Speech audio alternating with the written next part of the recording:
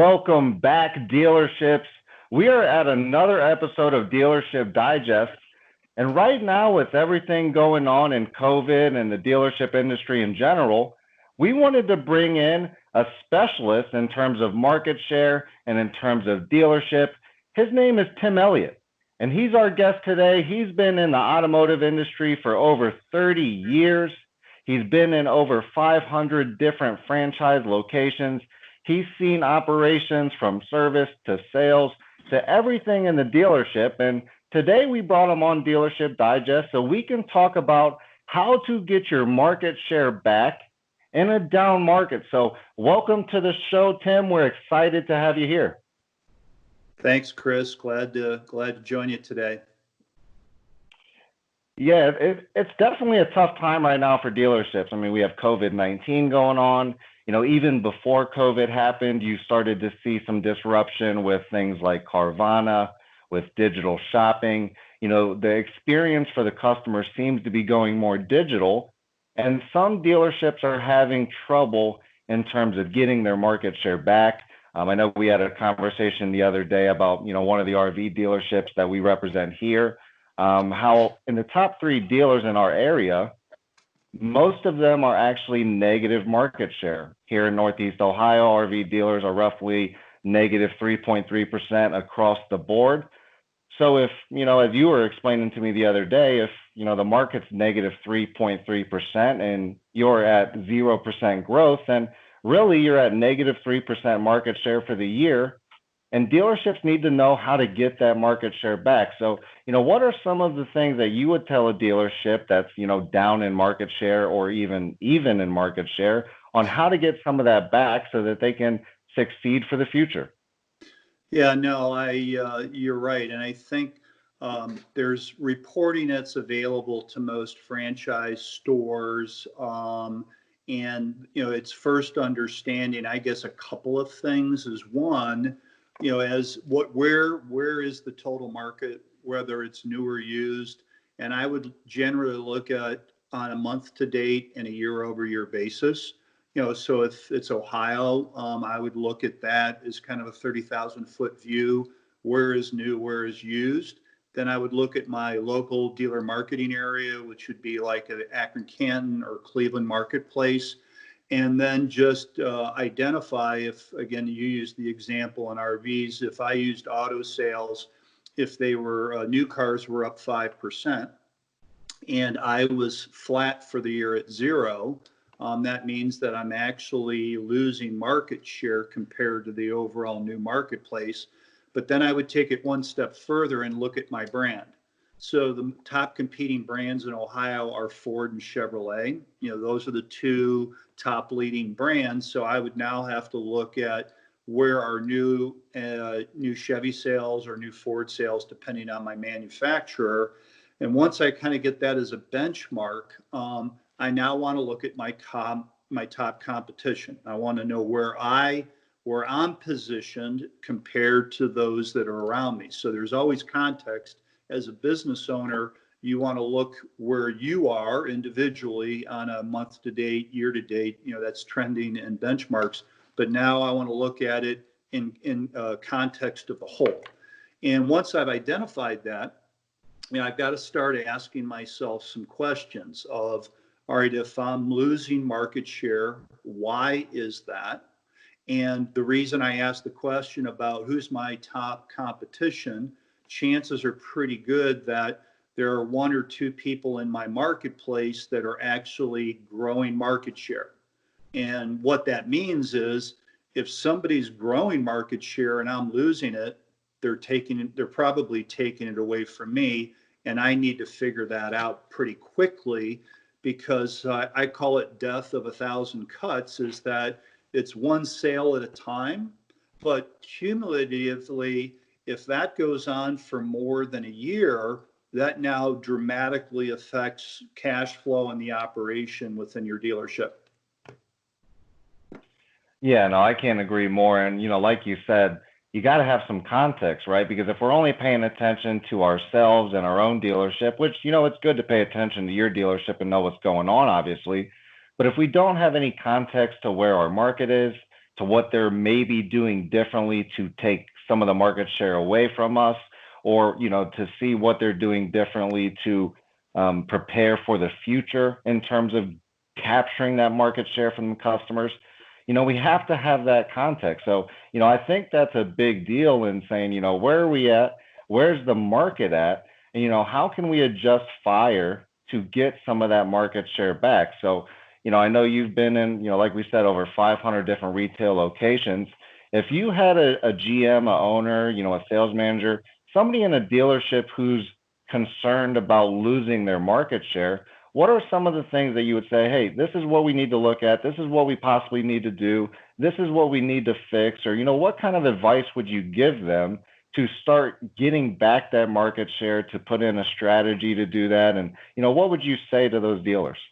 Yeah, there's really, rather than before I would go in and discuss any solutions, I have 3 diagnostic questions that I generally ask, and this is for me to understand their current situation. The first is, Mr. Dealer, Mr. GM, how do you feel, or how are you feeling about your current situation as far as market share? Have a little discussion around that.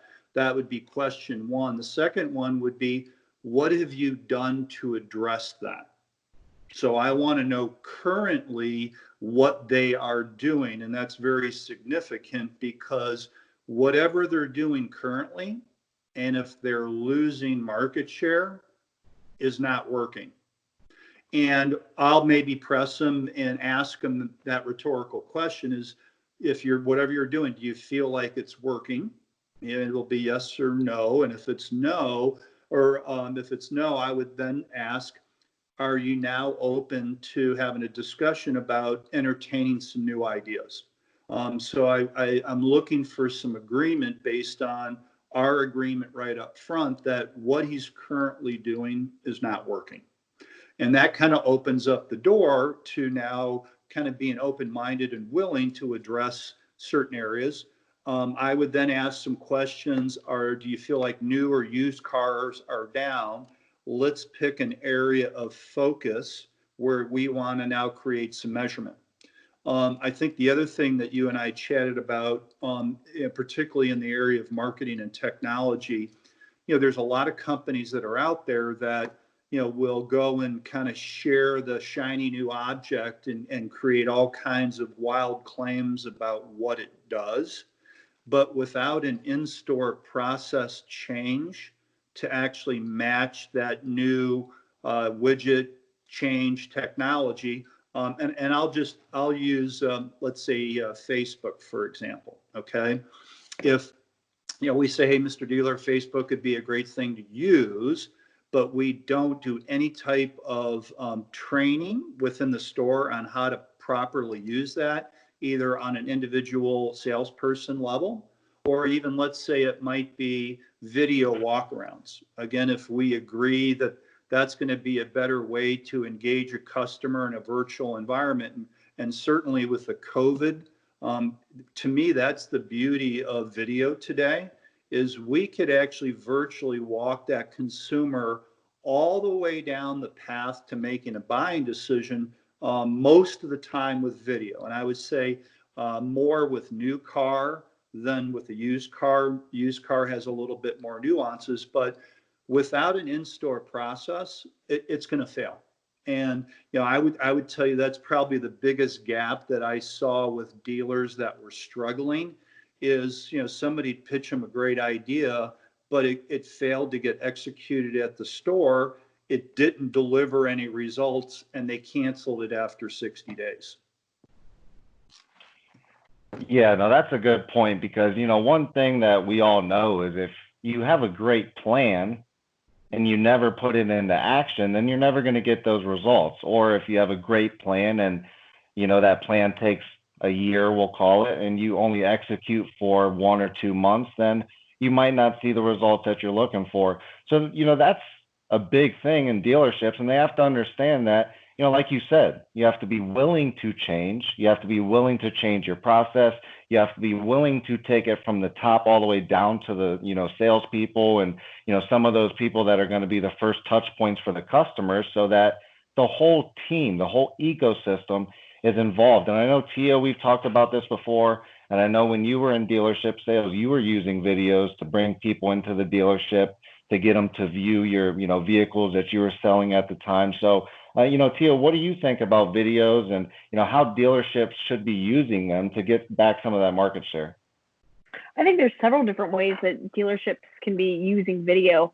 One of the big things is, for salespeople to go do the walk around, send it an email, send it in a text, if you have permission to text that person, and, create that engagement, because then the consumer thinks like, oh my goodness, this person went outside and did this walk around video for me. Like they went above and beyond.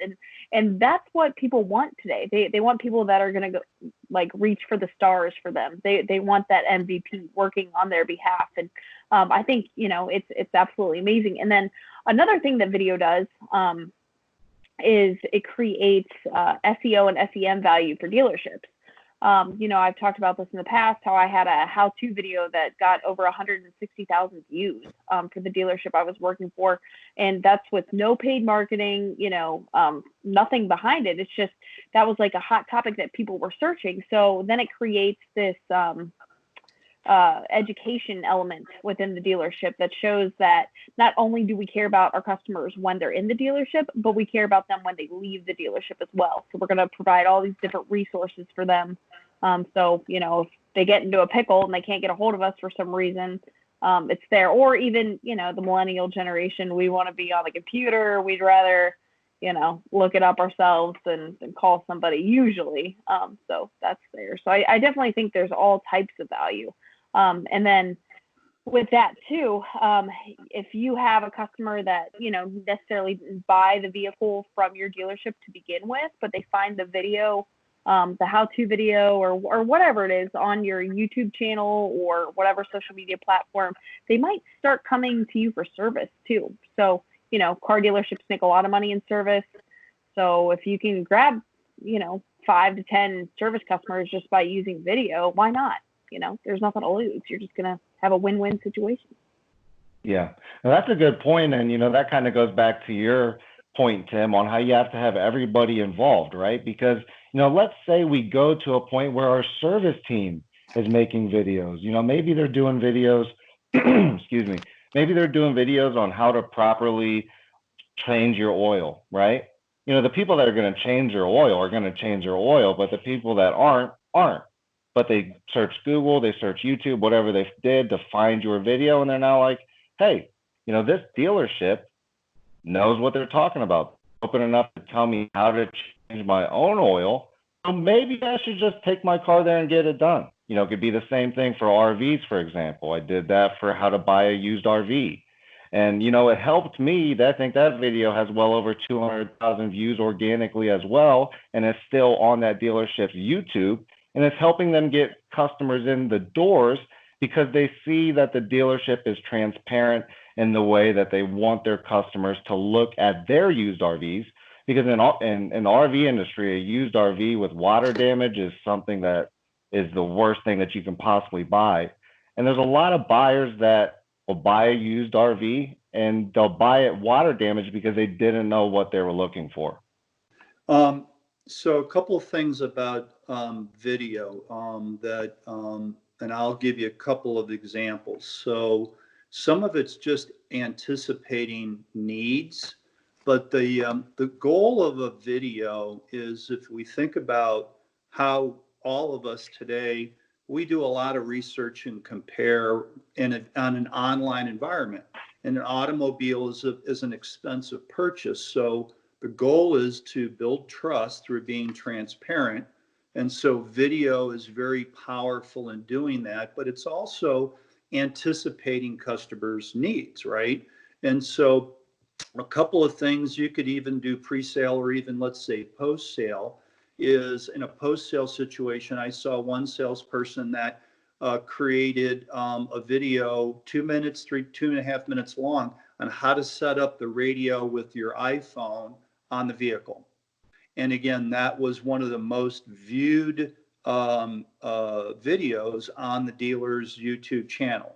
So again, that would be another thing that If the dealership does not have a YouTube channel, or what other channels that are out there, I would start that. That's, again, there, it doesn't cost anything to do that, but it's a place to park your content. But another thing that I would recommend, and I did this, again, part of that pre-diagnostic, is I would ask the dealership if I could listen to their phone calls for 30 days. And the reason I did that, and then somebody kind of scratched their head and go, well, why would you do that? And I would tell them, I listened for the most common asked questions of all of your calls over the 30 days, and make a list of the top 10.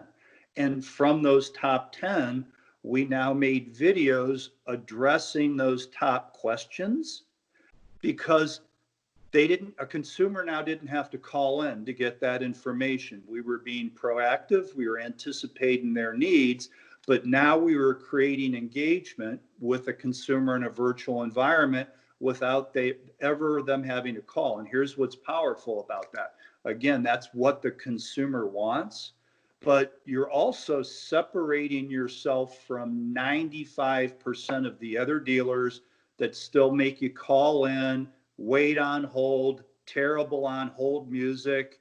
And you're now actually moving that person further closer to you, to wanting to do business with you, by simply being proactive with the video content that they create. That's a great idea. Yeah, no, I love that.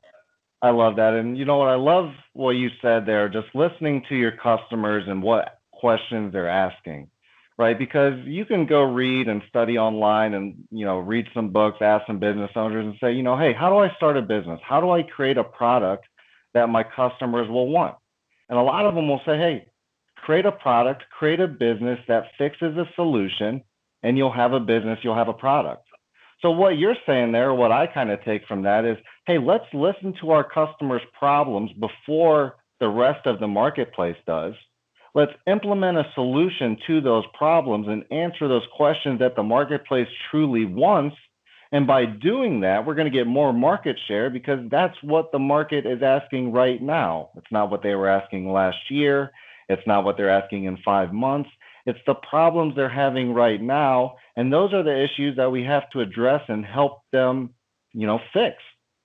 Right. And even in this COVID situation, again, there's a lot of questions. So whenever there's a concern, but my adage is the answers are in the question. And it's almost like crowdsourcing through your calls or your emails. I would actually look at both and go, there's a common pattern of questions. How can we now proactively address those in a virtual environment? Yeah, no, that makes a lot of sense. That makes a lot of sense. So, I want to kind of take a step back and, ask you this. You've seen a lot of dealerships. You've kind of listened to their calls. You've looked over their plans. You've seen their strategies. Is there a common thread that you've seen between dealerships that, was like, hey, these are the dealerships that are going to struggle in a year because they haven't been planning the last 3 years, or they haven't been doing this for the last 3 years. So now they've kind of had that exponential down growth, and we really have to try to uptick this. Has there been a common denominator between those dealerships that have lost market share that you can say, hey, if all of them maybe address these few things, that they probably all would benefit from? Yeah, that's a great question, by the way. And so I'm gonna give you some context to answer that. And I want to look at the last 20 years, because 20 years ago, people didn't shop for cars online. They had to drive around from lot to lot to lot to gather information. I mean, anybody that's under 40 years old can't imagine that as a possibility, but that's how we sold cars back in the day. And so fast forward, it's really adaptability to change quickly. In the last 20 years, I mean, the amount of understanding that you need to have for just technology and running a dealership is mind-boggling today. Mind-boggling. I mean, from inventory acquisition to inventory management, whether it's new, whether it's used, whether it's parts, whether it's service, the amount of technology that is needed versus where it was 20 years ago is if you were in management 20 years ago, and let's say you went to school for automotive marketing or financing or whatever, and you're just kind of running day-to-day operations in your business, the only way that you're going to learn about technology adoption is maybe going to conferences, or they call them dealer 20 groups, and you'll kind of learn from your peers what you're doing. But the dealers that are, I'll call them early adopters. You know, if I segment the market of technology adoption, I would say 10 to 15% are early adopters. There are followers behind early adopters. That's about 60% of the marketplace. And then there's the people that never change. And my adage is evolve or die. So you can't make people change. But the early adopters are people that are willing to take calculated risks to try something new. And those generally are the ones that lead and capture market share. Now, the followers are usually the people that will watch the early adopters, and they'll start adopting some of the things that they see them doing. But quite honestly, you're already behind the curve. And the later that you are willing to make that adoption, the more costly it's going to be. And, you know, I would also say it's a demographic thing. So I'm a gray-haired 60-year-old guy that grew up in the car business. And I would tell you most of the management and ownership of a lot of dealerships that are my age, they're not comfortable with technology. And if you are not tapping into your under 40-year-old demographic, either within your store or gaining advice from that generation, you're actually hurting yourself by not allowing them to kind of participate with some of that evolution. Yeah, that's a good point. And we actually spoke with Katie, the car lady, a few weeks back, and she mentioned something very similar. You know, she said that if you're a dealership and, you know, you have a little bit, you know, older management or, you know, older GM owner, then you should hire some younger people in different positions so that they can, you know, do something like, I know we spoke about TikTok. You know, if you're on TikTok, you can get a lot of views on TikTok right now if you're a dealership. But if you're a 40-year-old salesperson, the likelihood that you're actually going to start a TikTok, at least from my experience, is very low. But if you hire in a few 20-year-olds, 21-year-olds, 18-year-olds, whatever you're going to do, and say, hey, listen, you know, we've seen this new TikTok thing. We don't know how to work it. We don't know what it is, but we know you're young and you're creative. What can you do with TikTok to help this dealership grow? You know, I think that's a good way to get the ecosystem working together and focus on, you know, the older generation, you know, knows things about business that the younger generation doesn't, and vice versa. So let's teach each other and let's grow as a team. Yeah, and actually, Katie and I worked together many, many years ago, and wonderful, bright woman in the car business. But, you know, she's actually got an interesting business model. So she realized probably 15 years ago, as things were evolving, is that the demographics of direct women buyers in the marketplace was growing. But yet a majority of the salespeople on the showroom level were male. Tia, I'm going to put you on the spot real quick. Is your doctor a male or a female? My doctor currently is a female.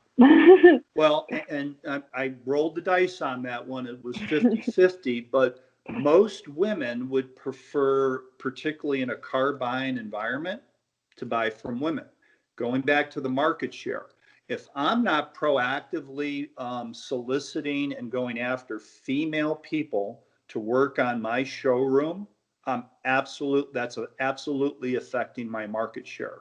And Katie's whole business model is she just goes to all the women business events, and she is so well networked. Why? One, because she's gregarious. Two, she's honest as the day is long. She's really good at what she does, but it takes all of that pressure away from a woman who really doesn't want to go into a dealership. And so, she's created a business around that. And every franchise dealer should know that right now, that I need to absolutely have if the best would be a 50-50 gender spread in all of my departments. The same thing goes for the service department. If I go back, it's a majority of male service writers back in the service department. But yet, if you go into their service department and watch the people in the waiting room, it's 90% women, not guys. So why not put, the face of your dealership, both in your showroom and your service department? Why would it not be gender specific to the amount of business that you're doing in that area?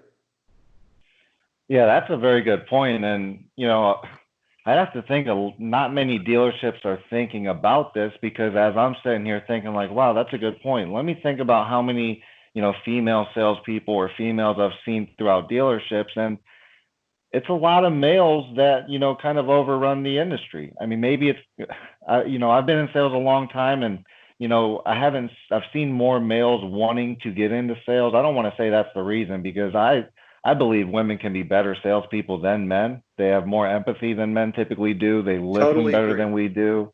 So I think women can be better salespeople than men. We step on our own toes a lot of the time. So yeah, that's an interesting thing you bring up that I've never really thought of. And I'm sitting here thinking about dealerships, and you're right. A lot of them are male driven, from the management to the sales team to the service department to the writers. That's a very good point. And, I think that definitely is going to play even more in the future, because as we move forward and we progress, people want to see more equality. People want to see, pay equality. They want to see gender equality. They want to see all of this stuff. And they're looking at businesses to be almost a catalyst for the change. Yeah, so adaptability would be one. The second one, and this really comes from the perspective of having been in a lot of stores. And there's a very sad statistic that's a realistic fact today, is there's about a 70% turnover in the sales department in most dealerships. Well, if you step back a couple steps from that, you go, well, what is the cause, but what does that affect? It affects consumer service. When you have that level of high of turnover in the sales side of your dealership, the customer really suffers for poor service. So that definitely is going to affect market share, because as a consumer, I'm looking for some consistency on who I'm dealing with. So a dealer needs to recognize, well, why is there a 70% turnover? I would tell you my observation is twofold. One, it's lack of really good training, for the sales level, but even a deeper level, it's a lack of good managers, middle managers that are managing that team. So the other thing that I've observed over time where it affects growing market share is, if I've got the same management team that's been at a dealership for more than 5 years, that's very significant today. That means that the dealership's mindset, and he has hired a team that he's allowing to manage, and he's probably compensating them well. That's very crucial today, because if I have a consistent management team, I'm now going to build a team of professional salespeople that are going to want to stay there, right? So I would think a fair question, if I were a consumer, shopping for a car, is saying, how long have you been at this dealership? I follow a lot of people on social media just to kind of see how often they change. I've got a guy that I followed just, recently. He made his third dealership change, and he's been in the car business all of his life on a sales level, but he's changed 3 dealerships this year already. He's been in three different dealerships, and you have to step back and go, why is that happening? And to me, again, that gets back to doing a little bit of diagnostic of, if I'm the owner or manager of that dealership and I have that level of turnover, I have to accept responsibility for fixing that problem. Yeah, no, that makes a lot of sense. And it's funny you say that training is one of the things that, dealerships are missing, because I've been in sales over 15 years, been in and out of, dealerships. I've been in logistics sales. I've been in all kinds of sales. And one of the things that I've found lacking in pretty much most, I'd say there was one company that had good sales training out of the ones I was at, was they didn't train at all. It was sink or swim. You show up to a dealership and it's, hey, sell or get fired next week, right? And Yeah. what I think is anybody can be a good salesperson if they're coachable and if you're training them. But if you're not training them at all, how can you expect them to be a good salesperson? That would be like having somebody on your basketball team and saying, hey, be good at basketball, but I'm never going to coach you. It just doesn't work that way. No, and I'm Did you glad say you Michael brought. Jackson, or not Michael Jackson? Sorry, Michael Jordan got fired, or he didn't make his high school basketball team. Didn't you say that, Chris? Yeah. Yeah, he got cut from his high school basketball team, and it probably left a chip on his shoulder, because we know all, Michael Jordan being renowned as one of the best, if not the best basketball player ever. So, the fact is he was training from high school all the way until he got to the league. And once he got into the league, he was training even harder. And dealerships don't take that same, or not all dealerships take that same mindset when it comes to training their team. Yeah, and the missing component that I see there is, and again, it could be facilitated so easily, is I match up a rookie with a veteran, right? As you coach the coachable, but it doesn't happen in a vacuum. I've got to have a strategy, and so there's a beginning, there's a middle, and there's an end. And so that need for, I would tell you, almost daily coaching for the first 90 days is absolutely essential of building a quality team that now is actually working as a team. I don't see that happening in most stores.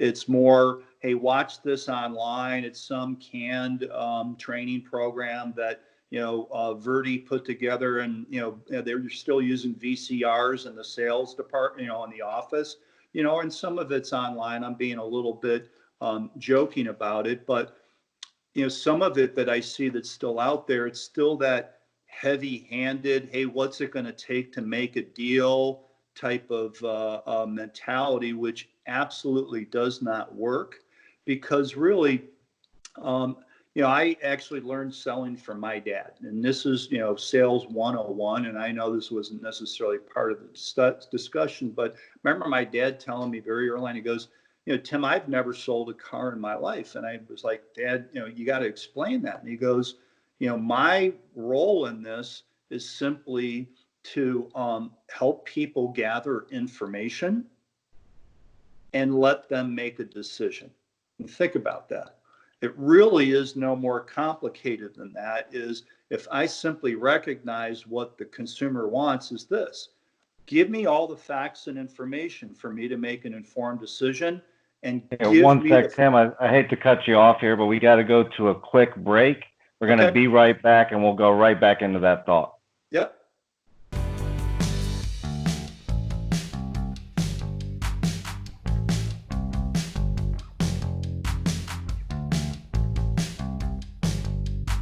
All right, we're back with Tim Elliott, and we're talking about sales 101 and how you can kind of sell more units. So, Tim, sorry to cut you off there, but let's get back into it.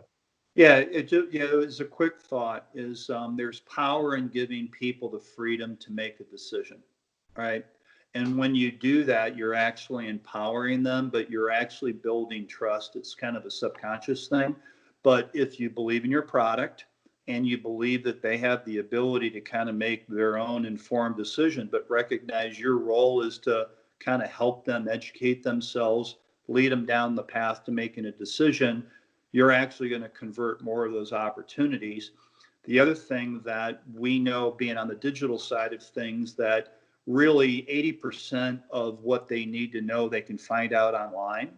So let's not be redundant and resell the vehicle. If somebody shows up, or the RV, and shows up on your lot and asks for a specific vehicle, there's a reason for that. Is they've already done their homework, they've done their research and compare. Most automotive transactions, new, it's a little bit longer. Used, it's about 5 or 6 weeks. But if they're on your lot and they are interested in one specific vehicle, they're there for a reason, and that's to buy a car, which is why you should see higher conversion rates from your online versus a typical kind of walk-in traffic. Yeah, no, I agree 100% with what you were saying there. And I'm going to do a shameless plug because we actually have our own online digital sales training. It's on imr.training. And I'd be interested for you to take a look at it because, No, I'd be happy you know, to.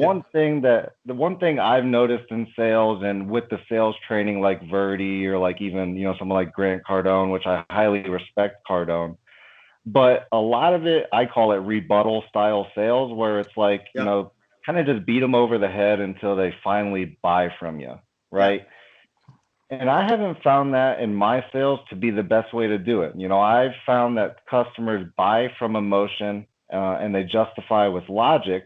So when they're at your dealership, you know, looking for a car, an RV, whatever it is, they're there because their brakes are squeaking. Their family is growing and they have a small Honda Civic and they need a minivan, right? They're there not because of your vehicles, because they have problems and your vehicles can fix those problems. So, right, you know, what I think is when you know, care about your customers, to ask them the right questions, pull out their emotions and find out, you know, why are you truly here? What issues are you having in your life that this vehicle can fix for you? And then you tie your vehicle with those emotions, you're going to close a lot more deals than saying, you know, hey, this car has 400 horsepower, it's all-wheel drive, it's got, this and that. They're sitting there thinking like, well, I've been researching your vehicle for, I probably know the specs better than you do because I know salespeople, they don't know their products as good as their customers do because customers literally will research in and out. Why salespeople, I think, you know, they get new products on this year, they get new products next year. They don't always follow up with what features are on the 2018 that aren't on the 2019, what trim levels are in 2018 that aren't in 2019. So I found a lot of the times customers actually know more than the salespeople. So right. I'm right along with you. I think that the sales style needs to change to, hey, let's take care of our customers, let's address their emotions and get them a product that's going to do that. Well, and you're right. So sales is really problem solving, but you also used the word earlier is you got to have some level of empathy. And empathy is simply this: I genuinely care about you and what you're looking to solve, right? And if I'm truly sincere about that, and I've actually seen Katie, the car lady, do this, how powerful it is if Katie, pitches, what she is doing. It could be a lease that she's put together, and somebody can genuinely get a better deal someplace else. I've seen Katie go, you know what? I feel good about that. That's in your best interest to take that deal. And here's what that is. It's not about her making a sale. It's not. It's about her helping that person accomplish what they're looking to accomplish. And she's smart enough to know I may not win this time, but that person's going to remember me because I was willing to let them go get the better deal because that's in their best interest. That's really caring about somebody else. She actually did that with us. She helped us find a used minivan and stuff because she didn't have anything on her lot that fit our needs. But I asked her about this Honda that we were going to buy, and she gave the okay on it, and we ended up buying that. But I'll never forget the fact that she actually texted back. She didn't, some people get upset like if you want to go to a different dealership. She didn't do that. She was very caring and helpful, and I totally applaud her for that because it was amazing. Yep. I'll never forget that. Yeah, and again, just your testimony of that, if that's how powerful it is. And in today's automotive world, the average consumer makes a retail car purchase about every 3 years. So, over a lifetime, and it's interesting, I am not in retail sales anymore, but I still have people calling me up and going, Tim, I'm looking for a car. Will you help me out? And I'm like, I don't do that anymore. Like, they're like, don't make us go to the dealer. But that right there is kind of scary, right? Because if they don't want to go to the dealer, then what that Yep. means is, hey, I don't want to have a bad experience. I've been to dealers, they're giving me bad experiences. They're trying to jam products down my face that don't match my needs. They're Yep. lying to get me into the dealership. Whatever they're doing that's making their customers be like, hey, I'm going to go to Carvana, right? And that's kind of comes back to that. Well, not kind of. That comes back to that adaptability of the marketplace you're in, and Right. being able to say, hey, customers, what are you looking for? How can we provide you with that experience that you want, so that when you come to our dealership, you have a good experience? I know for me, I just bought a car not too long ago. I was at the dealership for 6 hours. I didn't necessarily want to be there that long. Like, I even called ahead and said, hey, this is the car I want, expecting for them to get some stuff ready and things. And like nothing really happened. I'm an easy sale because I'm a salesman. So like when I go to buy something, like I typically buy it and I kind of give salespeople the benefit of the doubt. But I'm not your normal customer when you're talking about the people that come into a dealership. So, I wouldn't take that. I'd take that with a grain of salt, because from my experience, I have bad experiences in most dealers, and I'll still buy simply because I look kind of turn my cheek to it. Most customers aren't like that. Yeah, and back to, what can a dealer decide to do differently, right? So adaptability is about, and again, the situations that we're currently in right now is actually the perfect time to gain or lose market share. If I don't adapt, I'm going to be losing market share, and those that have. And so, to your point is, there's a lot of research that says, what could a dealer do differently in store, right? It's that in store experience. And I would tell you, every dealer is struggling to do that right now. We've joked around a little bit about the negative perception of most consumers of, eh, I'd rather not go into the store. I know I need a new car. Is there a way now to recreate that shopping experience? And I would tell you, the industry, the ecosystem, it's ripe for change, but it's not going to come from how we've done it in the past. It's going to be somebody that says, you know what, let's create a Disney experience, right? If I use Disney as a brand and a benchmark of, they have raised the standard of making their guests' experience so incredible. But I mean, there's a whole lot of thought and training that goes into that.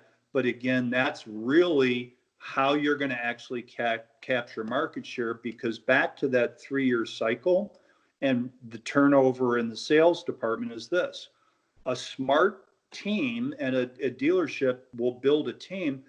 After 3 years, half of my customers are going to want to come back and do business with me, 50% on top of the new ones. And so, can you still have a great career in the car business? Yeah, the first couple of years are difficult, but once you make it past that 3-year cycle, it could absolutely be a 6-figure opportunity, simply because the turnover that's going on in the industry all over the place right now. And so, even little stuff like that of, how do I build my team to get to that 3-year mark where we start getting some of that repeat business, could be part of the strategy. Yeah, and I think that all comes together in terms of getting your market share back, because it all is an ecosystem. If we have a sales team that's not being trained, that's burning leads, that's going to lead to lower market share. If we have marketing budgets and marketing spends that aren't being, spent efficiently and in areas that aren't providing us the best, return on our investment, that's going to affect our market share.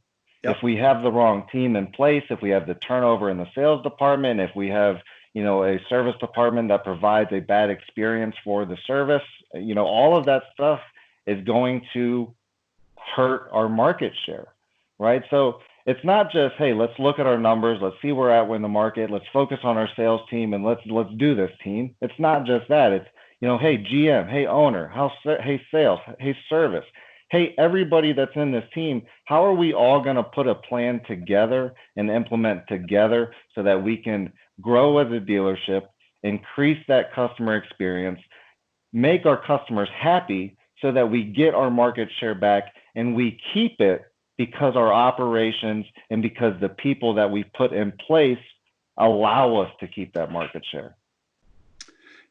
Tia, I'm curious, and you've been in a BDC environment before, haven't you? Yes. Yes. Chris brought up this term of burning leads, right? What was your experience with the average car shopper of, all right, I'm talking to Tia, and your job is to set up an appointment in the dealership. But now they got to not deal with Tia, they've got to deal with Tim, the sales manager. When they come in, you set up the appointment, and then Tim, the sales manager, is going to introduce you to Chris, the salesperson.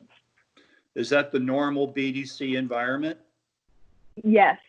And a few different dealerships I've been in, that is the normal experience. And I'm telling you right now, people would come in and, they would be very comfortable when they saw me and I shook their hand, but with the trade-off, their defenses went up. So all the trust that I built, all the rapport I built, it was for nothing, basically. I mean, it got them into the dealership, but at the same time, as soon as they get there, they meet this new person and the guard goes up because, let's face it, car salespeople don't really have a good reputation, from the past. I mean, it's getting better and stuff like that, but they just were very thrown off by it, to say the least. So an example of change in that area, and again, this is another industry change. A lot of people don't know this. So Tesla, like Carvana, all of the retail locations that are consumer facing are owned by Tesla. They're not individually franchise owned stores. So think Apple and Apple stores. All right. So the manufacturer of the product has complete control of the consumer environment. And all they're doing is going from start to finish, from build to all the way delivery to a consumer. They want to be in complete control of that. But that is Tesla's model. I actually just had a phone appointment with my doctor this morning virtually, and he told me about his Tesla experience because he knows I'm in the car business. And he goes, it was the most amazing thing. He goes, I dealt with the same person, start to finish, had built that trust and rapport. They bent over backwards. He said the entire transaction, including the financing, took less than an hour. And wow. he's like, not only do I love the car, but he goes, boy, it was one of the best car buying experiences that I've ever had. And I would tell you again, Tesla is an example of an early adapter to a changing model, to a digital marketplace that's been happening for 20 years. And we're just going to see, the COVID is going to accelerate that change. I think dealers that recognize that they're going to make it way more convenient, whether it's I'm going to drop a demo car off in your driveway, and that can be done both for a new car, used car purchase, and service. When I was in the car business as a dealer, that was actually one of our key things that we did. We did drop off and pickup of service for our customers' cars. Everybody that bought a car, part of our service was you got a free loaner car, and we would drop it off and pick it up. You want to know what our retention rate was? 95%. Oh, yeah, that makes sense. We owned them, and here's why. They had no reason to go anyplace else because we took such good care of them. And even if you were charging a little bit more in the price, they still probably wouldn't go somewhere, right? Because Absolutely. It's not about price. It's about the experience. And I think that's one of the things we've lost between Walmart and all these Amazon and all these price shopping things that kind of, make us gouge businesses for the best price. Customers aren't always looking for that. And if you're a business that's like, how do I get the lowest price and give my customer the worst experience to sell the most units? Well, that might have worked 5 or 10 years ago, but it's not going to work in the next 5 or 10 years. Yes. There's actually a stat that car buyers, only 20% of car buyers care about the price. Like that's the make or break decision, I guess is what I'm trying to say. So that's only 20%. So the 80 other percent, they care about the experience. They care about, just mainly experience, I would say. Well, a better way to put it is this: they're cost conscious. All right, so that everybody wants to get a good deal, but what's more important? The quality of the vehicle, right? That's more. I'll pay more if I know it's a better quality than that. And this is the big one: if I have a problem, can I go back and have somebody address it after the fact? Again, those are two areas of opportunity where you go, gosh, how are we doing? How do we assess that as management and ownership of kind of our post-sale activity, or are we addressing those two issues on the path of purchase? But the other thing that on the dealer side, the internet has created what I would call profit compression. You brought this up earlier. And what that means is this, is that, 20 years ago, in order for me to find out what a good deal was, I'd have to drive around from lot to lot to lot. Well, in today's online world, everybody's shopping and comparing prices. And so they know what the price is online before they come into the dealership. And what that's created is, profit margin compression. And so, some people, usually my age, will go, hey, can you knock another $1,000 off after they're in and they came in on their best internet price? The answer is no. The dealer really does not today necessarily have that margin. So where are they now going to make profitability? It's either going to be on the financing, what is called in the dealership the F&I or the financing part of the dealership, or in the service department. Those are the only opportunities where, and I would tell you, moving forward, fixed operations, your service department, really that's the future for most franchise stores on how are they going to actually create new revenue streams within the dealership are going to come from the service department, not necessarily. It's almost like the printer and the ink model. I mean, that HP doesn't make any money on a $39 digital printer at Walmart. Where do they make the money? On the ink, right? On the and ink. So that's Yep. the same thing with service. Is they sell the car, but where are you going to go for your oil changes? Where are you going to go for your tires? Where are you going to go for your brakes? Let me ask you this, Tim, because that brought up one question that I struggle with sometimes in the BDC department. In your opinion, do you feel like these BDC agents should be shooting out an internet price the first email? Because I know some managers think that you should do that right away, and other managers think that you should try to do, I think it's a couple different points of contact before giving them the price. So what's your opinion on that? Yeah, it's a good Before question. you get into that, Tim, we're going to take one more quick break, and then we'll be back with Tim's views on how to address this issue.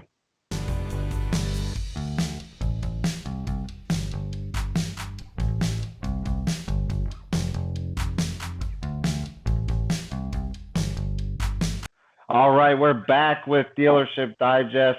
We're talking more about the BDC department right now and how to get more market share back for your dealership in a down market. So, Tim, sorry to cut you off, but let's keep learning. Yeah, so Tia, to answer that question, here's what you can assume where that shopper is. All right, and there's a point of change, and I call it moving from shopping mode to buying mode. Before I reach out to the dealership in any form of contact, I'm still shopping. And as they move through their path to making a decision, they're going to narrow down your car with 2 or 3 other cars and 2 or 3 other dealerships. All right, that's what they have in their mind. But the moment they reach out to you, here's what that means. They're in buy mode, and buy mode means they're going to be driving a car in the next 5 to 7 days. And as we understand in the store. But back to your question about if they've come to you and they're called in, and I would ask them some questions. Did you find the car online today? The answer is probably yes. And if they still press me for price at that point in time, I would be respectful, but go, why did you call me on my car? Was it because it was the most expensive one out there? It's professionally knowing where they're at. And everybody wants to kind of play the game a little bit of, can I work them? But in that BDC phone discussion, I would just acknowledge and go, you know what, Mrs. Jones, it sounds like price is a concern for you. I would validate what she's saying. All right. And I would also say, Mrs. Jones, you're probably looking at one or two other cars. And if I were you, again, that empathy thing, you're probably getting the best deal, right?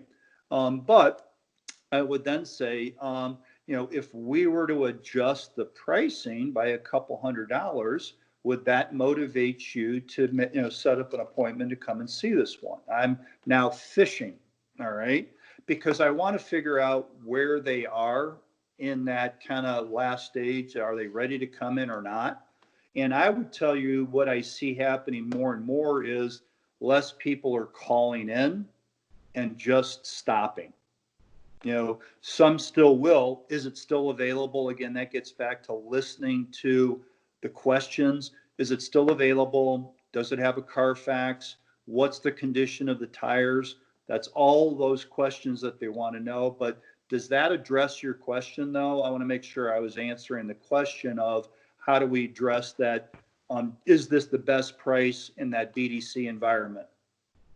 For phone ups, yes. For internet leads, when they submit a form and stuff like that. Oh yeah. Do you think on that one you should send the price right away? Absolutely not. No, that's if they're doing, and that's a lot of those are lead generators too. They're early stage. Again, if I do it digitally versus in person, that tells me where they are in the stage.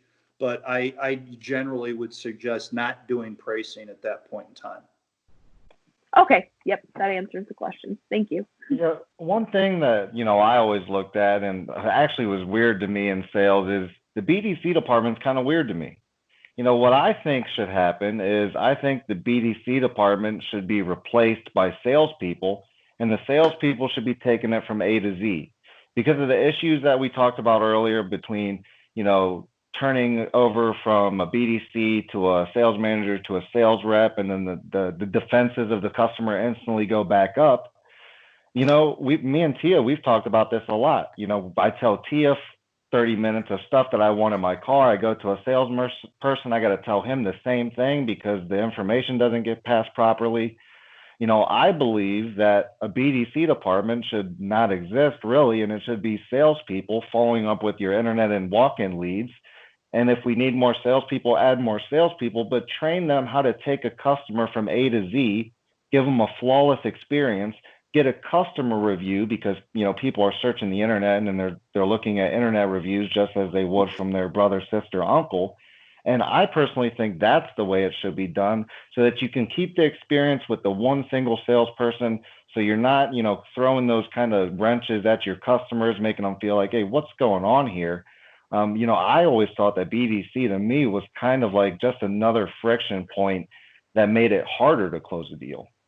Yeah, and it's interesting. Tia, do you know any of the history of the BDC, like when they started and kind of why were they even created? No, I don't actually. Yeah, so when you think about it, 20 years ago, there was no such thing as a BDC. I mean, because of what you're saying, Chris, is the expectation of ownership and management was you were a professional salesperson. It is your responsibility to, acquire, build relationship, and follow up with. And so they removed that because the evolution of the internet and more volume leads coming in via phone calls and email generation versus walk-in traffic. it was actually the digital evolution that kind of created the need, quote unquote, for BDC. And initially, I think there was some positive results, but I agree that I think it could be more of a negative today, just because of the consumer wanting to have that end-to-end experience with one person. And what's interesting, I was watching a dealer post from New York. They let all of their salespeople go.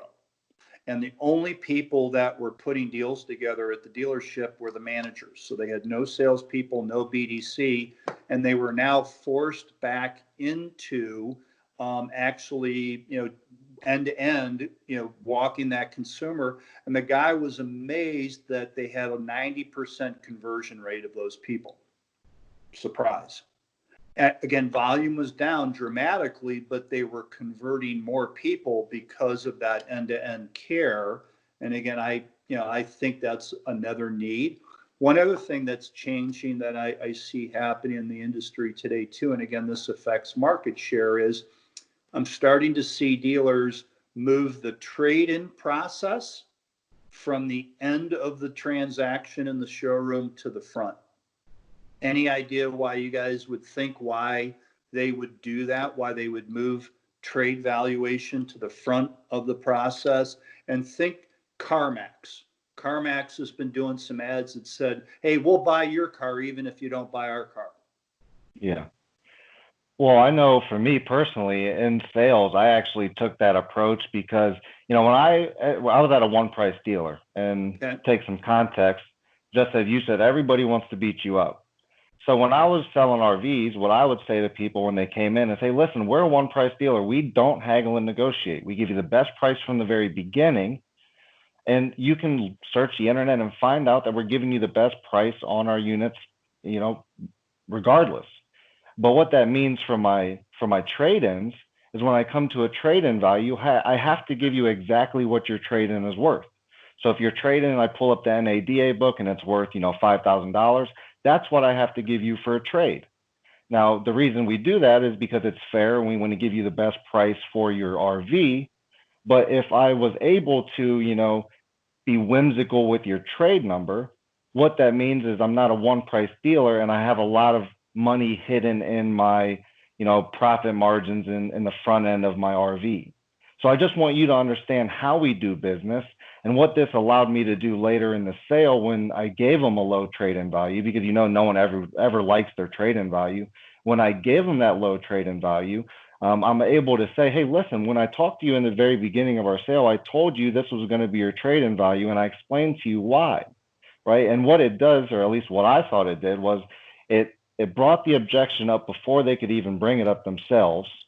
And then I was able to diffuse it in the beginning of the sale. And then once they moved forward past that point in the sale, in their mind, they were thinking, okay, that makes sense. So now when I give them a low trade number, they already agreed that they were going to get a low trade number before we even got there. Yep. And that's what that's the way I took it, because I know that if you give somebody a bad trade number at the end of the deal, you just wasted an hour of your time, 2-3 hours, however much you were in on the deal. And they're going to be really salty because they're never going to like that trade number. So I always wanted to give it to them up first, because it would lessen the damage on the back end, if that makes sense. Yeah. And so the term is, when would the deal go south? When was it most contentious? It's been a trade valuation. And by you being proactive, and I love the words that you used, is let me explain our process to you. Right there, the walls go down and trust kind of gets built. But again, this gets back to improving the customer experience. And anytime you think through your process and how it was done before, how it's being done, that gives you a positive customer experience. And so when you explain to a customer up front versus at the end, here's your trade valuation and how we do it, another level of transparency is explaining to them how we arrive at your value, right? But it's also going back and leading them down the path of giving them freedom of choice. So I would also now, in a training environment, explain, folks, we want to empower you to make the best decision for your trade-in.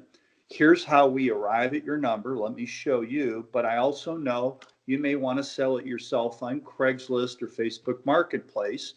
I want to present that as an option. And here's what I would tell you. About 95% of the time, they don't want to sell it themselves, right? But when you present that as a option that they can exercise, you're actually, again, creating empowerment of letting them decide which they would rather do. Yeah. No, I agree completely. And I used to use that same thing all the time. I'd say typically, if you want to sell it on your own, you can make more from the unit itself. But you got to take into consideration that you got to market it. You got to take the phone calls. You got to meet the customers. If they can't acquire their own financing, things like that, then, maybe you thought you sold it, but you didn't. So I just want to let you know exactly what your RV is worth so that if you do go sell it, you'll know what you can get it for here, what you can sell it for outside of here, and whichever way is going to be best for you, then, we can go ahead and, go ahead and do it that way. So. Yeah, that's powerful. So now you're actually being a resource to them and empowering that decision making on their side. Well, that's perfect. I mean, this has been a great talk, Tim. We appreciate you for being on Dealership Digest. If you are a dealer, GM, owner, salesperson, or anybody at a dealership and you want to know how to get some of your market share back in a down market, then rewatch this episode time and time again, because there are many golden nuggets that you can find throughout this, hour-long talk that you can apply to your dealership so that you can get back some of that market share and succeed for the future at your dealership and the future of your dealership sales. So again, Tim Elliott, thank you for being a part of our show today. This was amazing. I've learned a lot. I know the dealerships have learned a lot. Tia, this has been amazing as usual. Thank you for being an awesome co-host for me here. And we will see you guys on the next one. See you guys. Bye. Bye-bye.